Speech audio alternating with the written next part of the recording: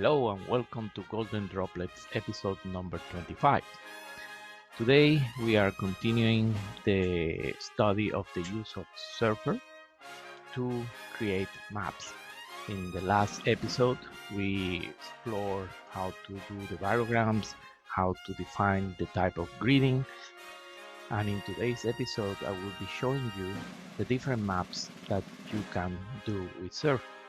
And I will concentrate mostly on the way I prepare my maps, with giving you some tricks of the trade. So, welcome again, and let's work with SURFER.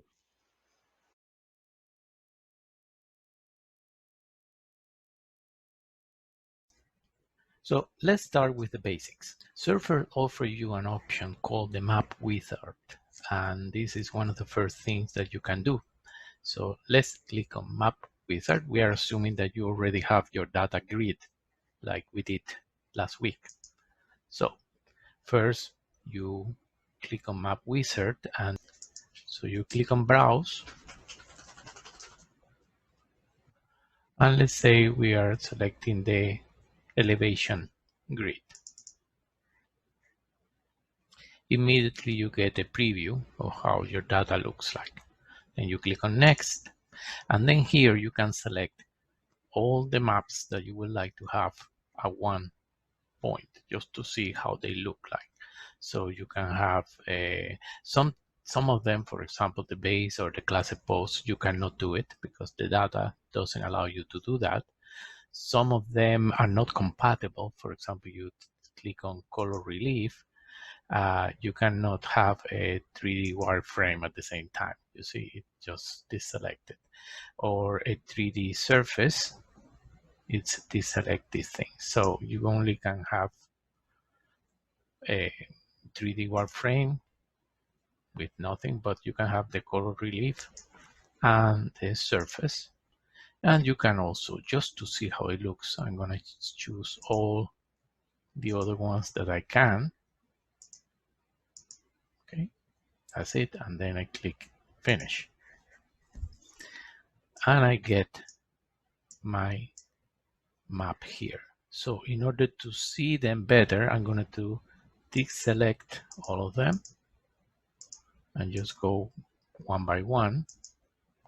So this is the 3D elevation. You can rotate this with the trackball. That is right click, trackball, and then you can rotate it to see it better.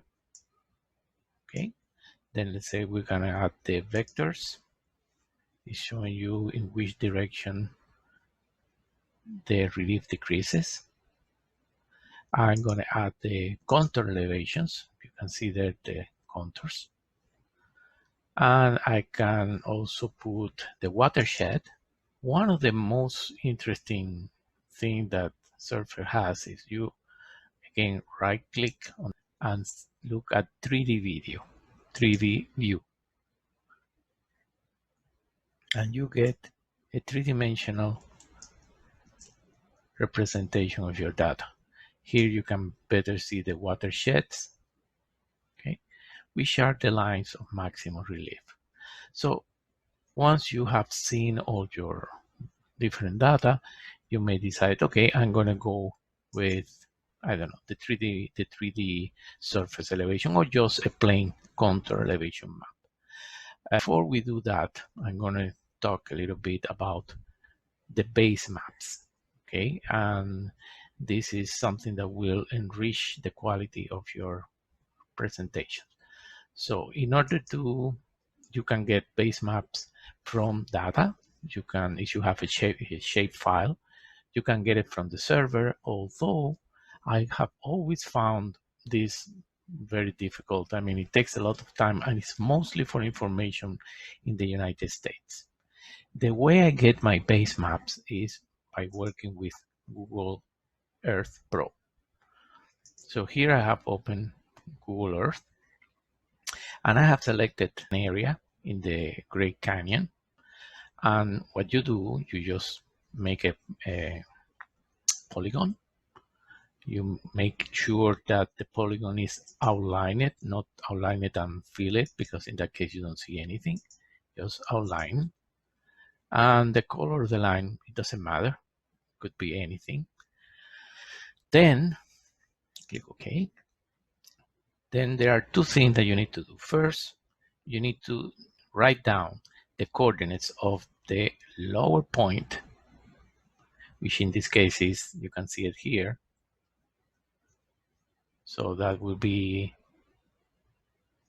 3605, 7997 latitude north, and 112.606607 longitude west. And then the same thing for the upper point. With those four coordinates, we can georeference this image. And to georeference the image, what we do, we take our snipping tool or any other way that you can do a screen capture. So I'm going to do screen capture.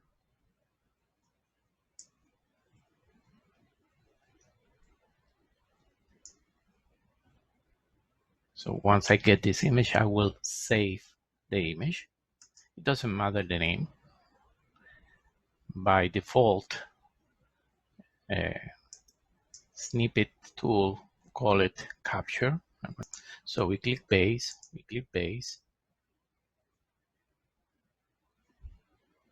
we select the image that we want. And as you can see, the coordinates are not correct. So we need to create the georeference this image. So click on the image, click on general, and click on georeference the image. Because we have the coordinates of the four corners, just click on this icon here and it generates point 1, 2, 3, 4. Now, the only thing you need to do now is to give the coordinates of the real coordinates at that point. So lower left will be minus 112.608759 with a latitude of 36.059243. Point number 2, we have the same latitude. So I'm going to select it, copy, paste it here, Control V. But the longitude will be minus 112.186372. Point number 3 will have the same longitude. So I copy it, paste it here.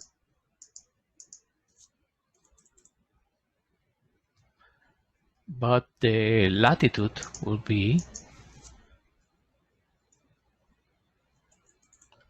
36.299131, and the last point will have the same latitude. So I copy this, I click copy, Control V, and the same longitude as the beginning. So I just copy this and click here, click Control V. As soon as I press enter, you will see that the error has been reduced to 0. Once you have already all these coordinates, you just close. You say that you want to save the changes. You say yes. And now you have your map, your reference, and you can use this for your mapping to represent your data.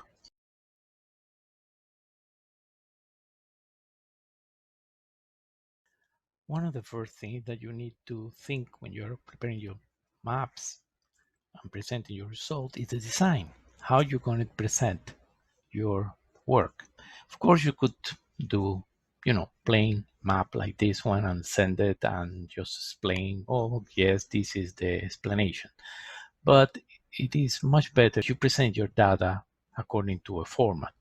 I usually have two general formats.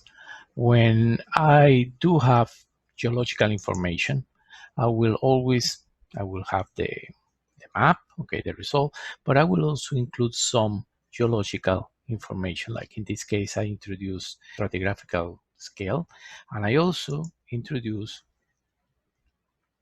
a graphic showing the potential type of deposit that we can find here. Another thing that you must always have in your data is the information about what the map is. So your name of your company, the name of the map, what you're actually doing, geologies, when you did it, number of the map, and very important, the location. Where do you have these files in your computer? Because then you cannot find it. If I don't have too much geological data, at least I will always include a variogram of the data, okay, the scale, just to identify it, and a legend. And the legend must include all the features in your map. And again, you have here the label thing. Another thing that is very important, every map must have a north arrow and a scale. So let's start building a map from scratch.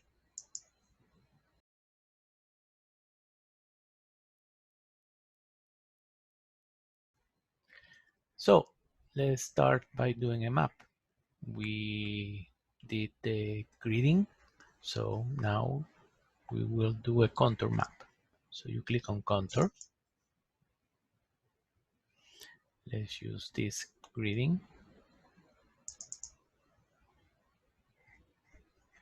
And we get ISO lines of the elevation. Remember that if you want to put here the fault that we used to have here, you need to click the map in layer at the base and add the fault. And now you have the fault line here. So let's start. Very important, you need to have a north arrow in every map. So for that, it's very simple. You can click on add a point, click here, for example, and then you select the point, and we go here and use VSA north arrows. I usually use this one. I like it very much, and I will make it, I don't know, 2 centimeters. Yeah, that's a good size. And then click select, and I will adjust it to this corner. So that's it. That's a north. But what happens if by any chance you need to move the map? You do not move the symbol. Or for example, that you change the scale of the map. Let's say it would be 0.05.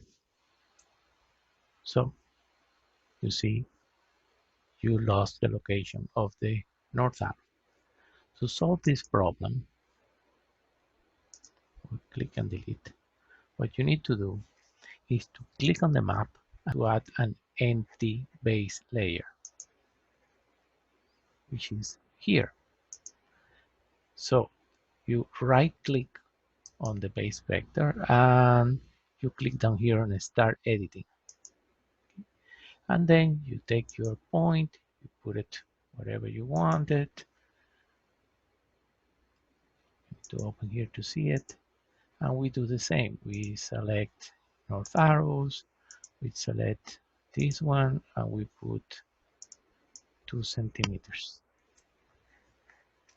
And click select, adjust it to the final position, and then you go back here to base vector, right click, and click stop editing. Now, if you move the map, it will move with it, and it will have, again, if you change the scale, it will stay in the same position. Next, you need to name this axis. So you click on the axis, and here will be longitude. You click here and you write latitude. I like to differentiate this a little bit, so I will put on front properties 20 and bold, and do the same for here, 20 and bold. Okay, now we would like to have an scale, because that is very important. So to add the scale, you just always select the map, okay, and under map tools, you click scale, and you get a normal scale. I usually tinker a little bit with the scale. For example, I like the double bar alternate. Then I also would like this to show the subdivisions. I don't like it that thick. I make it thinner. I usually put the color blue, dark blue. And I only need 3 lines. And then I will send it. You can always put the title on the scale.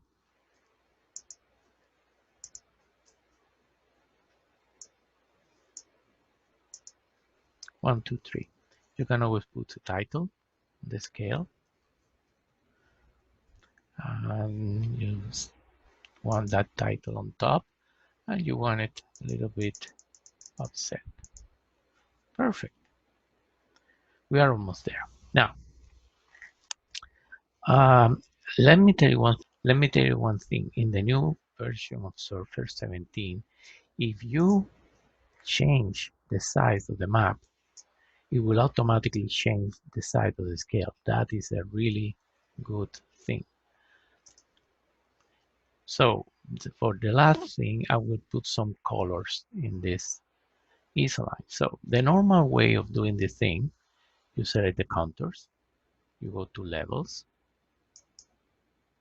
and down here, if you click on grayscale, it shows you a list of many different color schemes.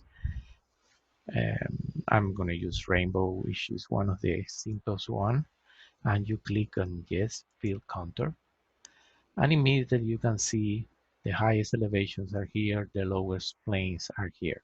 This is a very nice color scale, and you click here and you have your color scale. If you click on the color scale, you can make it thinner. You can put the text, elevation, it will be on the left. And the font properties, I always have it 2 times New Roman, is the font that I like. Labels, you can skip some frequency to make it clearer like that. You can change the angle of the thing. Oh, that is also one thing that you can do. If your map is too big and you want to save space, you can select the latitude values, and in the angle, instead of 270, you can put a 0, and that will use less space. Now, although this is a very nice color scale, I usually prefer to work with anomaly levels. Remember, the anomaly levels are defined by the formula average plus n standard deviation, where n is 1, 2, or 3, corresponding to the first level, second level, or third level of anomaly. Also, you can use quartiles, which is even simpler. So what you do, you click on your contour, you go to General, and you click here the grid information. You go down to the quartiles, 1, 2, 3, and you select these three values. And I'm going to write them down to use it later. So my first level of anomaly will be 979. My second level will be 1067. And my third level will be 1127. So I will only have 3 levels in my map. To do that, go to Levels, and instead of Simple, you select Advanced, and you click on Edit Levels. And you can do this very simple directly. Double click on the first one, and you write 979, enter. Double click in the other one, and you enter 1067, enter. Double click on the third one, you are 1127, enter, and then click here and click delete, delete, delete, delete, delete, delete, delete, delete, delete, delete, delete, delete, delete, delete, delete. Next, click on line. Here you can have a selection of a straight line or dash, etc. I will leave it on straight line. It's not a big problem. The color, you can change all these things. Okay. I do want levels on all of them, so I double click. If there is a negative area, I would like to notice, so I always select this first one as a hatch, and then we need to change the colors. To do that, there are studies of what is the best combination of colors to represent the data. I have selected already a template of 3 colors that are the most effective in representing geochemical data. And I will put all that information in Mendeley for you to use. So to change this, you just double click on the first one, click on File, and select Level 1. OK. Double click, File, Level 2. OK. Double click, File, third level. OK. And Apply. And OK. So this is a much better representation of your data in colors. I will take this scale again, color scale. You can make it shorter.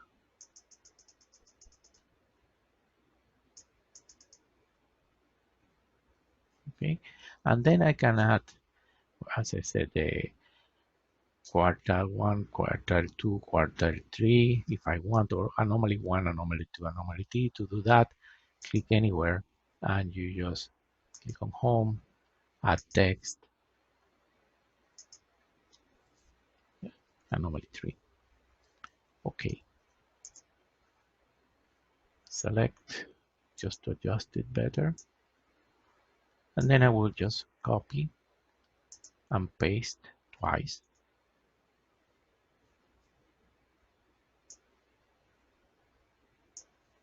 Paste.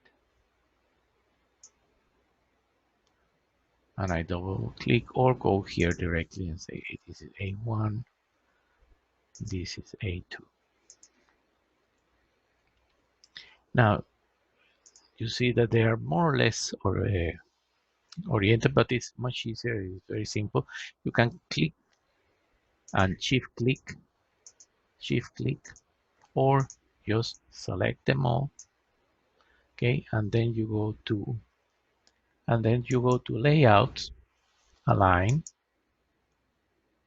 Left, and that's it. Now, to copy the label, I usually open one of my maps. So I go to another place, another page. I open the map, and then I just select, copy, home, copy, go back to mine, paste, I will adjust all this to 5, and then you just double click. You can go and view this.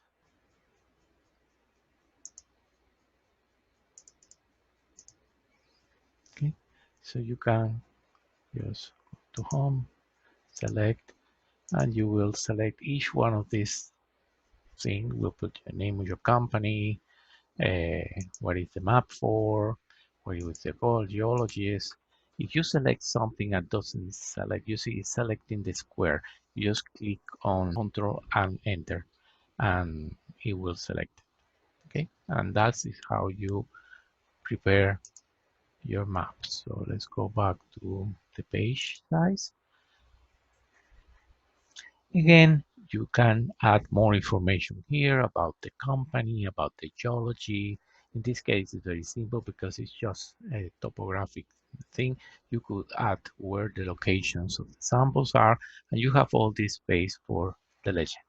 There are many other things that you can do with SURFER, but this is just to give you a first introduction. If you are interested in knowing more, let me know. Write me at my email or leave me a message here, and I will prepare a more detailed presentation of all the other types of maps that you can do. Again, this is the end of Golden Droplet episode number 25. I wish you all health, both physically and mentally. We all need it. Let's hope for this coronavirus to end very soon. Until Golden Droplets episode number 26. See you then. Bye.